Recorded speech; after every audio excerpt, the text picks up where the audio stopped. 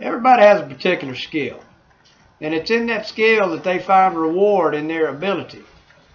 When you ask a person to do something and they ain't really crazy about it, they might do you a decent job, but they won't necessarily be alive with creativity as they're doing it. So I'll get right to the point.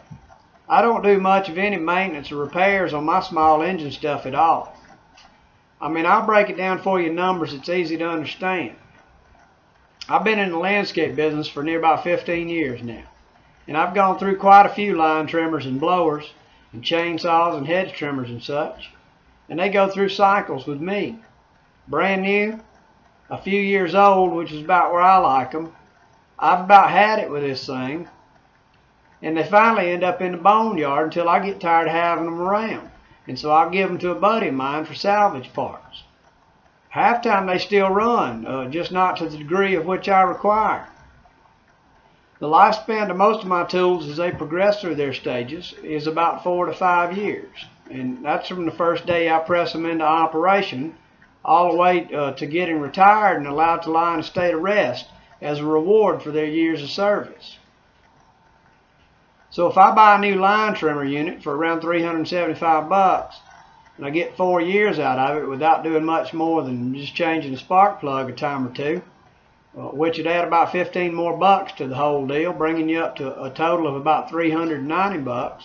So let's just round it up to 400 here for easy math. That's a total investment of 400 bucks spread out over 48 months. And that's about $8 a month for a tool that's going to start right up almost every damn time. Even if you're like me and you don't change the air filters, you hardly ever clean them out. I mean, I know it's crazy, but I just ain't into things like that.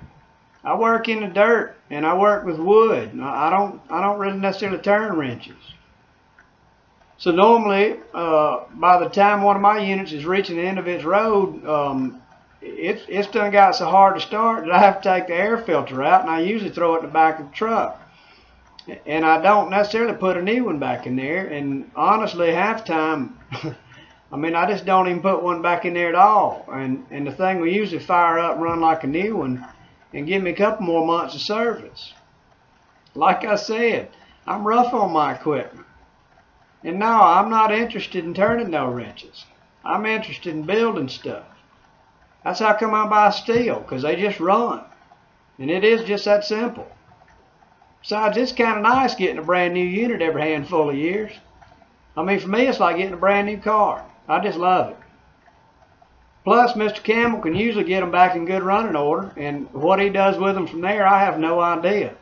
And it don't really matter to me, because I promise you this. By the time I'm done with it, it's more than earned its keep. I mean, if you really think about it, they're so reasonably priced for the work they'll do for you. Just run the hell out of that thing till it won't run no more. Then take the air filter out and run it some more. And then when it won't run no more, go get you a new one. If you like me, you'll feel like a kid at Christmas. And I think we all love that feeling. Stand up and fight for your freedom. If you won't run no more, take the air filter out. That's why I buy steel.